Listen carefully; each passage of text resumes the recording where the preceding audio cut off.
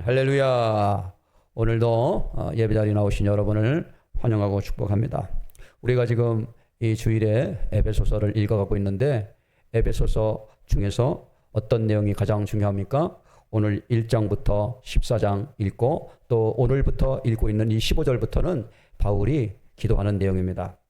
자, 오늘 말씀해 보면 하나님께서 우리를 창세전에 택하셨다라고 이렇게 이야기를 합니다. 창세전에 택하셨다. 그러므로 우리는 예수 그리스도를 믿게 되고 그의 자녀가 되었다는 것입니다. 자, 여러분, 이 세상에는 얼마나 많은 사람이 있습니까? 약 70억의 사람들이 이 지구에 살고 있습니다. 그러나 내가 이 자리에 예수 그리스도를 통하여서 믿음을 가지고 예배드리는 것은 아주 정말 특권 중에 특권이고 하나님의 축복 중에 축복입니다.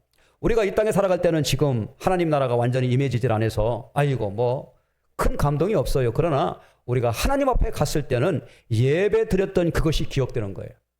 자, 그래서 요한복음 1장 12절에 보면 영접하는 자 그 이름을 믿는 자들에게는 하나님의 자녀가 되는 권세를 주셨으니 이는 혈통으로나 육적으로나 나지 아니하고 사람의 뜻으로 나지 아니하고 오직 하나님께로부터 난 자들이다 라고 하는 말이 있어요. 우리가 예수 믿는 것은 인간의 힘으로 된다는 얘기가 아닙니다. 이상하죠? 저 사람은 예수를 믿을 것 같은데 안 믿고 믿지 않을 것 같은데 믿는 사람도 있어요. 그러니까 우리가요, 하나님 앞에 나와서 예배드리고 이렇게 기도하는 것은 놀라운 일이에요. 정말로 놀라운 일입니다. 자, 우리가 이 성경을 보면은 이스라엘 백성들이 애굽에 살 때 그들은 애굽 사람처럼 살았어요.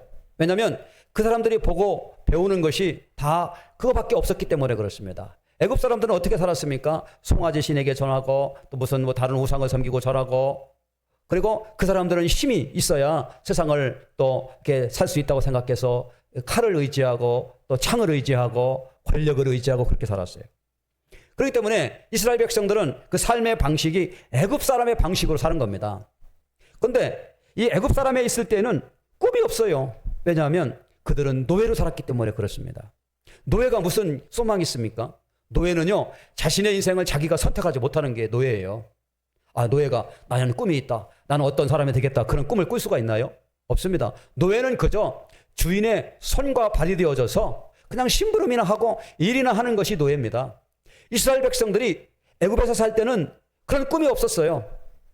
노예로 살기 때문에 그들이 살아가는 그 꿈은 그냥 잘 먹고 잘 입고 그냥 살다가 죽는 것이 그들의 꿈이었습니다. 거룩함이 뭔지를 몰랐어요. 그런데 하나님께서 그러한 이스라엘 백성들을 꿈을 심어주기 위하여 하나님의 약속을 주기 위하여 광야로 부르셨습니다. 그래서 하나님은 이스라엘 백성을 출애굽을 시키신 거예요. 자, 이스라엘 백성들이 애굽에서 살 때는 죄의 생활에 빠져 있었고 거룩함이 뭔지도 모르고 세상 사람하고 똑같이 살아갔는데 광야에 와보니까 이것은 완전히 달라요. 광야에 와보니까 먹는 것도 다릅니다. 생각하는 것도 다릅니다. 모든 게 달라졌어요. 우리가 세상에 살 때는 그냥 세상 사람과 똑같이 어울려 살아요. 그런데 우리가 광야에서 이제 생활을 하게 되면 옛날에 익숙했던 세상 생활이 불편합니다. 그렇죠? 옛날에 재미나게 놀고 옛날에 즐겁게 놀았던 그것들을 다시 하려고 그러면 불편해요. 이제 익숙하지 않아. 내 옷이 아닌 것 같아. 왜 그래요? 우리는 이제 애굽에서 벗어나서 광야로 왔기 때문에 그렇습니다. 광야는 어떤 것입니까? 과거의 쓴물이 빠지는 곳이에요. 과거의 습관이 빠지는 곳입니다. 할아버지도 술 먹고 술 취하고 있고 아버지도 맨날 술 먹고 술 취하고 있고 자신도 술 먹고 술 취하고 있고 맨날 그러한 과거의 습관과 패턴으로 살아가던 한 가족이 광야에 와가지고 하나님의 약속을 붙들고 하나님을 경험하고부터는 그 가정이 달라지는 것이죠. 삶의 형식이 바뀌게 되는 것입니다. 그리고 하나님의 약속이 뭔지 알게 되는 거예요. 이게 뭐예요? 하나님께서 택함을 받은 하나님의 자녀가 되게 되는 것이죠. 또한 오늘 또 읽은 이 말씀에서 우리가 깨닫는 것은 예수 안에서 속죄함을 얻었다라고 그렇게 얘기를 합니다. 바울은 에베소 교회 성도들에게 여러분은 하나님께서 택한 사람들입니다. 여러분은 예수 그리스도의 보혈의 피로 말미암아 속죄함을 얻었습니다. 구원함을 받은 것입니다. 이렇게 얘기하는 거예요. 여러분, 우리가요, 인생을 살면서 가장 심각하고 가장 중요한 문제 중에 하나가 뭔지 아세요? 죄의 문제를 해결하는 것입니다.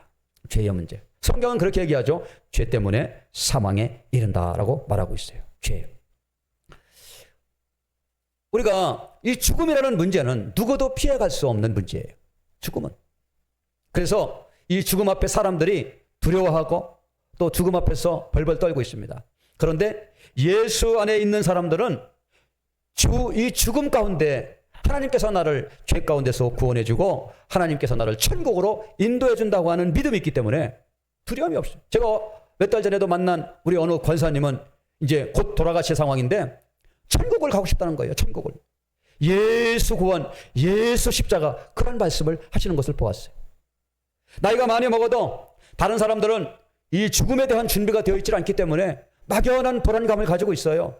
그러나 예수 구원, 예수 십자가를 통하여 구원을 받은 사람들은 이 죽음의 문제가 완전히 해결되어졌고 천국의 소망으로 가득 찼기 때문에 그들은 마음의 평강을 가지고 있고 오히려 빨리 하나님 앞에 가는 것을 소원하는 경우가 있습니다.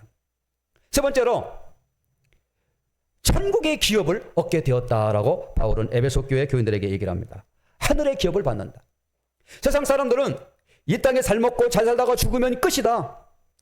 그것으로 끝나요. 그러나 우리 예수 믿는 사람들은 죽으면 천국에 가고 예수 그리스도 하늘의 기업을 받는다고 이야기하고 있습니다. 자, 14절인데요. 한번 읽어보겠어요.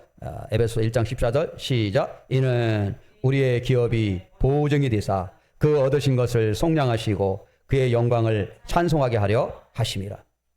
이게 마음에 와야 돼요. 이 말씀이 내 마음속에 딱 들어와야 하늘의 참된 소망을 가지고 있어요. 은행에 접금되어져 있는 잔고, 그걸 가지고 불안해하는 사람 있습니까? 아니죠. 그것은 내 거기 때문에 불안해하지 않아요. 마찬가지로 바울은 에베소에 있는 교인들에게, 우리 두란노 교회에 있는 교인들에게 이 말을 하는 거예요. 여러분은 예수 안에서 하나님이 주시는 기업을 유업으로 받습니다. 그렇게 얘기하는 거예요. 우리가 와서 예배드리고 우리가 와서 헌금하고 또 헌신하고 하는 이 모든 것들은 하나님이 보상해 주신다는 거예요. 보상. 그 하나님 앞에는 공짜가 없습니다. 공짜가 하나도 없어요. 그렇기 때문에 이제는 우리는 공급받는 게 달라요. 하나님으로부터 공급을 받는 거예요. 그리고 그 하나님이 주시는 이 기업을 가지고 살아가는 사람이에요. 내가 가난해서 옷을 다 찢어진 거를 입고 있으면 창피하지요. 가난해서. 그런데 부자야, 난 부자. 우리 집도 부자야. 그런데 그냥 어쩌다가 보니까 찢어진 옷도 입었어. 그런 사람은 부끄럽지 않을 거예요. 왜? 내가 가난해서 찢어진 옷을 입은 게 아니고 나는 그냥 찢어진 옷을 입는 게 또 유행이기 때문에 그렇게 입어 라고 생각하는 것이죠. 마찬가지로 우리가 이 땅에 살면서도 비록 이 세상에서 가진 것이 많지 않아도 우리는 하나님이 주시는 기업, 하늘의 복이 있다라고 하나님이 말씀하셨기 때문에 그것을 믿는 사람은 이 세상에서도 주눅들지 않고 당당하게 믿음으로 살아갈 수가 있는 것입니다. 그러니까 뭐가 달라져요? 나의 내면이 달라지는 거예요. 나의 내면이. 제가 아는 어느 권사님은 이번은 좀 어렵게 사시는 분이고 몸도 별로 건강하지 않은 분이에요. 그런데 마음만은 천국입니다. 늘 찬송을 부르고 하나님 앞에 기도하면서 세상에 그 어떤 것도 바랄 것이 없다. 그렇게 말씀하고 있어요. 옛날에는 이 사람도 또 정말 가난의 삶 가운데서 어렵고 힘든 여정을 살았지만 그러나 이제 내면이 달라졌기 때문에 자기는 이제는 이 삶이 만족한다는 얘기를 하는 것이죠. 또 어떤 사람들은 내가 인생을 살면서 내가 어디로부터 왔는가, 또 지금 어디에 있는가, 내가 또 어디로 갈 것인가, 아무리 세상의 것을 가지고 있어도 마음의 공허함을 채울 수가 없다, 그런 얘기를 하는 거예요. 마음의 공허함을 채울 수가 없어요. 영적인 이 충족이 되질 않기 때문에 늘 그렇게 살아가는 거예요. 그런데 하나님이 주시는 이 말씀, 하나님이 주시는 이 생명의 말씀을 붙들고 그 말씀을 붙들고 기도하고 이렇게 나가니까 이 사람이 새로운 믿음이 생기게 되어졌어요. 그래서 무슨 생각을 하냐면 나는 하나님의 자녀다. 내가 비록 가진 것은 없고 내가 비록 이 땅에 쌓을 보안은 없어도 하나님이 주시는 그 기업을 또 하나님이 주시는 천국의 소망을 바라보고 있기 때문에 나에게는 정말로 참된 그런 가치가 있다라고 생각을 하는 것이죠. 자, 그래서 공급하는 것이 달라졌어요. 자신에게 주는 공급하는 것이 달라졌어요. 세상의 떡과 세상의 것을 가지고 살아가는 것이 아니고 하나님의 주시는 말씀을 먹으며 살아간다는 이런 말이에요. 그리고 제가 또 이 말씀을 읽으면서 깨닫는 것 중에 하나는 오늘 그 13절에 보니까 구원의 복음을 듣고 그 안에서 또 믿어 약속의 성령으로 인치심을 받았다라고 그렇게 얘기를 합니다. 이게 무슨 얘기예요? 하나님이 우리에게 말씀을 주셨는데 그 말씀 가운데 확신을 주시기 위하여 성령을 주셨다라고 하는 거예요. 자, 오늘 이제 읽은 말씀을 함께 읽어보겠는데요. 자, 15절 말씀을 다 같이 한번 읽어봅시다. 시작. 이로 말미암아 주 예수 안에서 너희 믿음과 모든 성도를 향한 사랑을 나도 듣고. 이제 바울은 자기가 에베소에 가가지고 3년여 동안 거기서 목회를 했던 곳인데 바울은 지금 어디에 있습니까? 바울은 로마에 있는 그러한 감옥에서 지금 지내고 있어요. 그런데 이 바울이 3년여 동안 자신이 목회했던 그곳의 사람들이 너무 보고 싶은 거예요. 그리고 그 사람들에게 믿음으로 바로 세워지기 위하여 펜을 들고 편지를 쓴 겁니다. 그러고 하나님 앞에 기도하는 거예요. 뭐라고 기도합니까? 17절. 우리 주 예수 그리스도의 하나님 영광의 아버지께서 지혜와 계시의 영을 너희에게 주사. 그렇게 말했어요. 뭐를 달라고요? 지혜와 계시의 영을 주사. 그리고 그것을 알게 하여 주옵소서. 왜 예수를 믿지 않는 사람, 예수를 안 믿는 사람들은 왜 교회로 오지 않습니까? 왜 기도를 하지 않습니까? 영이 다르기 때문에 그래요. 불신의 영이 있기 때문에 그렇습니다. 세상의 영 가운데 있기 때문에 그래요. 예배를 드릴 수가 없어요. 기도도 하지 않습니다. 그런데 바울은 에베소에 살고 있는 그 성도들에게 이야기하는 겁니다. 아버지 하나님, 저 에베소 아데미 우상 신전이 있고 에베소에는 많은 우상 섬기는 사람들이 있는데 저 사람들에게 하나님이 주시는 지혜의 말씀을 알게 하여 주옵소서. 하나님이 주시는 계시의 영을 허락하여 주옵소서. 이렇게 이야기하고 있는 것이죠. 우리도 하나님의 말씀을 읽을 때에 이 말씀이 무슨 말씀인지 깨달아지면 우리가 믿음으로 새롭게 될 수가 있습니다.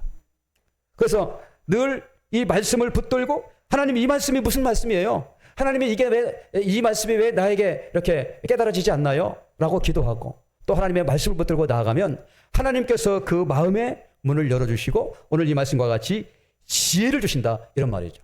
에베소 교회 교인들은 에베소에 있는 많은 이 이방의 이런 이방인들이 생활하는 이것을 그대로 보고 있는 거예요. 그런데 바울이 기도하는 것입니다. 자, 두 번째로 또 어떤 기도를 하고 있느냐? 18절 말씀인데 한번 또 읽어보겠어요? 시작. 너희 마음의 눈을 밝히사 그의 부르심의 소망이 무엇이며 성도 안에서 그 기업의 영광의 풍성함이 무엇이며. 마음의 눈, 마음의 눈. 어떤 사람은 똑같은 말씀을 보고도 나는 아무 느낌이 없어. 나는 뭐 무슨 소리인지 잘 모르겠어. 그런 사람이 있는가 하면 어떤 사람은 어떤 사람이 텔레비에서 말하는 그 설교 한마디에 마음이 꽂혀서 예수 믿는 사람들이 있어요. 이정훈이라고 하는 그런 목사님이 계십니다. 이분은 불교인이었고 기독교를 공격했던 바로 이 불교에 있는 그런 사람 중에 한 사람이었어요. 그런데 이 사람이 우연히 CTS를 틀다가 성결교 목사님이 어떤 말씀을 증거하는 소리를 듣고 그 말씀이 가슴에 이렇게 찔림이 와가지고 이 사람이 그때부터 성경을 읽기 시작하고 이제는 그 사람이 불교에서 기독교로 개종을 하고 지금은 목사님이 됐어요. 이정훈 목사님. 울산대학교 법대 교수였습니다. 자, 그게 뭡니까? 마음의 눈이 밝아지는 거예요. 마음의 눈. 여러분들도요, 기도하면서 마음의 눈이 밝아지기를 바랍니다. 이 눈의 시력뿐만 아니고 영적인 눈이 밝아져야 되는 거죠. 그래서 하늘의 세계를, 하나님이 주시는 영의 세계를 볼 수 있어야 되는 거예요. 그 다음에 뭐예요? 소망이 무엇이며? 소망이 무엇이며? 이 땅에 우리가 살아가는 그 목적. 어떤 목사님이 자기가 처음에 교회를 다니게 된 것도 자기는 그냥 일반적인 대학을 다니다가 어느 날 갑자기 그런 생각이 들었다는 거예요. 내가 이렇게 일상에 와가지고 회사 취직하고 결혼하고 자식 낳고 또 이렇게 잘 살다가 또 죽는다. 근데 아무리 봐도 자기 인생은 그렇게 살아서는 되지 않는다는 그런 생각이 들었다는 거예요. 내가 왜 어디로부터 왔으며 지금 어디로 가고 있는지 앞으로 나의 인생은 어떤 길인지 그것이 마음속에 정립이 되지 않으니까 갈등이 계속 일어났다는 거예요. 오늘 아침에 저도 분당 우리 교회 이찬수 목사님 설교를 잠깐 들었는데요. 그 목사님도 20대에 이 문제가 해결이 안 됐다는 거예요. 사람이 어디로부터 와서 어디로 가는지 이 존재론적 이 문제가 해결되지 않았기 때문에 자기는 계속해서 방황할 수밖에 없었다 그런 거예요. 그런데 예수님을 만나고 나서 나의 인생이 어디로부터 와서 지금 어디를 향해 가고 있는지를 알고 난 이후로부터는 방황이 끝났다고 하는 거예요. 다 여기에 걸립니다. 여기에 걸려요. 18절에 소망이 무엇이며 부르심의 소망이 무엇이냐. 내가 이 땅에 살아가야 될 존재 사명이 무엇인지를 모르는 거예요. 병에 걸려가지고 다 죽어가는 사람도 하나님이 주시는 사명, 하나님이 나를 부르셨어. 너는 하나님이 부르신 거야. 그 사명을 가지고 있는 사람은 소망을 가지고 살아갈 수 있어요. 어떤 사람은 태어날 때부터 장애로 태어났습니다. 태어날 때부터 장애. 그런데 여러분 보십시오. 태어날 때 장애로 태어난 아이가 있어요. 그런데 그 아이를 부모가 키우는데 얼마나 힘들어요. 힘들어요. 특히 이 지적장애인들은 몸은 커가는데 이게 이 절제가 안 되는 거야. 부모가 너무 힘들어. 제가 아는 어떤 사람은 너무 힘들으니까 그 아이와 함께 아파트에서 때려서 떨어져서 죽었어요. 힘들어서. 우리 먼 친척 되는 사람이에요. 그런데 반대로 보십시오. 반대로. 여기 보세요. 그의 부르심의 소망이 무엇이며, 그의 부르심의 소망이 무엇이며. 제가 어린이 전도협회 다니고 그러는데 그 어린이 전도협회에서 이제 만난 어느 사모님이 계셔요. 그 사모님. 근데 그 사모님이 이제 원래 남편이 목사님이 아니고 학교 선생님이었어요. 학교 선생님. 근데 남편이 교사 생활 하다가 그만두고 신학을 하고 목사님이 됐어요. 그 이유를 들었는데요. 그 집에도 아들이 있어요. 위에 딸 둘에 밑에 아들. 근데 그 아들이 지체장애자예요. 지체장애자. 지금 제가 여기도 한번 왔었는데요. 등치가 얼마나 큰지 커요. 그런데 그 아이를 보면서 사모님은 감사하게 생각하는 거예요. 하나님께서 저 아이를 나에게 보내주신 것은 하나님의 선물이다 라고 말하는 거예요. 어떤 사람은 그런 환경 가운데 내가 무슨 전생에 죄를 지어가지고 이런 일을 했는가, 아이와 함께 떨어져서 죽는 사람이 있는가 하면, 어떤 사람은 그 아이를 하나님이 나에게 주신 선물이라고 생각을 해서 그 아이 앞에 감사하며 믿음으로 살아가는 거예요. 이게 다른 거예요. 그의 부르심의 소망이 무엇이며 그런 거죠. 부르심의 소망이. 그렇기 때문에 예수 안에 있는 사람은 날마다 그 소망을 찾아가는 거예요. 병이 걸려도 어려운 일이 다가와도 그 소망 가운데 살아가는 것입니다. 기적이 아닙니까? 기적. 연예인들 중에도 보세요. 연예인들 중에도 예수 잘 믿는 사람들 얼마나 믿음 가운데 잘 살아갑니까? 여러분들도요. 이렇게 기도해야 되는 거예요. 하나님, 마음의 눈이 열려지게 하시고 나를 예수 믿는 자로 부르신 그 소망이 무엇인지 날마다 붙들며 살아가게 하여 주옵소서. 그러니까 우리 예수 믿는 사람은 장애가 있던, 병이 걸렸던, 가난하던, 부자든 항상 이 마음을 가지고 살아가는 거예요. 그러니까 흔들림이 별로 없어요. 늘 한결과 같이 믿음으로 가는 거예요. 죽는 날까지. 왜? 죽게 되면 하나님께서 말씀해 주셨잖아요. 예수 그리스도께서 우리에게 주신 기업을 주신다니까. 기업. 하늘의 기업을 주신다니까. 하나님의 나라에, 하나님의 백성으로 우리에게 상급을 주시고 하나님 나라 백성으로서 우뚝 서게 우리를 또 인도해 주신다는 말씀이에요. 자, 그 다음에 뭡니까? 18절. 성도 안에서 기업의 영광의 풍성함이 무엇입니까? 또 나오잖아요. 기업의 영광. 에베소에 살고 있는 성도들, 예수 믿는다고 하는 것 때문에 불이익을 받고 어려움 가운데 있을지라도 여러분을 부르신 소망이 무엇인지 아십시오. 그리고 그 기업의 영광이 풍성함이 무엇인지를 알기를 원합니다 라고 이렇게 얘기를 합니다. 그 다음에 어떤 겁니까? 베푸신 능력이 어떤 것인지 알게 하여 주옵소서. 자, 19절 한번 읽어봅시다. 시작. 그의 힘의 위력으로 역사하심을 따라 믿는 우리에게 베푸신 능력의 지극히 크심이 어떠한 것을 너희로 알게 하시기를 원하노라. 예수님께서 여러 곳에 다니면서 복음을 증거할 때 손을 얹어서 기도할 때에 병든 자가 나았고 또 오병이제의 기적이 일어났어요. 이게 다 뭡니까? 능력이죠. 기적이죠. 왜 그러면 예수님께서 이렇게 능력을 보여주셨을까요? 그것은 예수님을 믿으면 하나님 안에 이런 능력이 있음을 통해서 사람들에게 믿음을 갖기 위한 것입니다. 에베소에서도 바울이 이렇게 선교하고 말씀을 증거할 때에 이런 일이 일어났어요. 바울이 쓰고 있었던 손수건을 병든 사람에게 이렇게 얹으니까 병이 나아갔어요. 앞치마를 두르고 있었는데 그 앞치마를 병든 사람에게 얹으니 병이 나아갔어요. 이 얘기예요. 모든 통치와 권세와 능력. 그 바울 당시의 통치자는 로마 황제입니다. 로마 황제였는데 로마 황제의 말 한마디면 세상이 움직이는 거예요. 그런데 로마 황제가 통치자가 아니고 예수가 통치자라고 하는 것을 보여주는 거예요. 여러분은 지금 로마 황제의 통치에 영향을 받고 있지만 사실 우리는 예수 그리스도의 통치 아래 들어갈 것입니다. 라고 이렇게 얘기하는 거예요. 이게 교회입니다. 이것을 믿고 이 말씀을 따르고 살아가는 것이 교회고 이것이 성도예요. 자, 그래서 우리 인생에 많은 문제가 있지 않습니까? 살아갈 때 질병의 문제, 또 관계의 문제, 경제적인 문제, 많은 문제가 있어요. 그런데 이 모든 문제들을 예수 안에 있으면 여기 말씀과 같이 능력, 하나님이 주시는 능력과 하나님의 주권으로 해결해 줄 거라고 하는 말씀이 여기 있는 거예요. 그렇게 해결해 달라고 바울은 지금 에베소 교회를 위해서 중보기도 하는 것입니다. 이 교회는 바로 그런 것이죠. 삶의 모든 문제를 와서 해결받는 것이 교회다라고 하는 거예요.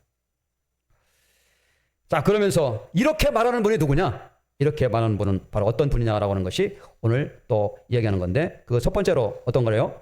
20절 시작. 그의 능력이 그리스도 안에서 역사하사 죽은 자들 가운데서 다시 살리시고 하늘에서 자기 오른편에 앉으사. 이렇게 말하는 분은 누구냐면 죽은 자들 가운데서 살아나신 분이다라고 하는 거예요. 죽은 자들 가운데서 살아나신 분. 그리고 또 교회의 머리가 되시는 분이 바로 이분이다라고 이렇게 하는 겁니다. 그러니까 바울은 에베소에 있는 교회 교인들을 향하여 여러분은 하나님께서 태초에 택하신 분입니다. 여러분들은 예수 그리스도의 피로 구속함을 받아 구원받은 사람들입니다. 여러분들은 하늘의 기업을 받을 사람입니다. 여러분들은 성령께서 이 모든 일을 약속하신 것을 보증하셨습니다. 이렇게 이야기하면서 기도하는 것이죠. 그리고 예수 그리스도의 이름으로 기도하는데 그분은 누구냐? 죽은 자 가운데서 살아나신 분이십니다. 모든 권세와 능력을 가지고 계신 분입니다. 그리고 만물을 그 발 아래 복종하게 하시고 교회의 머리가 되시는 분이 바로 이분입니다. 라고 이렇게 얘기하는 거예요. 자, 오늘 이 말씀을 통해서 우리는 이제 마음의 새로운 이러한 말씀을 붙들고 나아가야 되는데 어떤 말씀이 필요하냐? 세 가지가 있습니다. 첫 번째로 부르심의 소망을 가지고 가야 됩니다. 부르심. 여기 나와 있는 말씀과 같이 18절에 나와 있는 것과 같이 부르심의 소망. 내가 이 땅에 살아가야 될 이유, 내가 이 땅에서 목회해야 될 이유, 내가 여기 와서 예배드려야 될 이유, 그게 중요해요. 부르심. 영적인 공허감이 이게 확실하면 없어지는 거예요. 부르심. 이것은 우리 성도가 마지막까지 붙들고 가야 될 말씀이에요. 두 번째는 기업의 영광이 풍성하다는 사실입니다. 내가 하나님의 말씀을 붙들고 살아갈 때에 하나님께서 나에게 엄청난 축복으로 보상해 줄 거라고 하는 거예요. 기업의 영광의 풍성함. 이게 천국 소망이에요. 그러니까 예수 믿는 사람은 가난해도 병이 걸려도 늘 감사와 찬양하면서 나가는 거죠. 세 번째 뭐예요? 믿는 우리에게 베푸시는 하나님의 큰 능력. 내 문제가 산적할다 할지라도 기도하면서 믿음으로 나가면 그 문제를 하나님이 하나씩 해결해 주신다는 일입니다. 기도를 응답해 주신다는 그런 믿음이에요.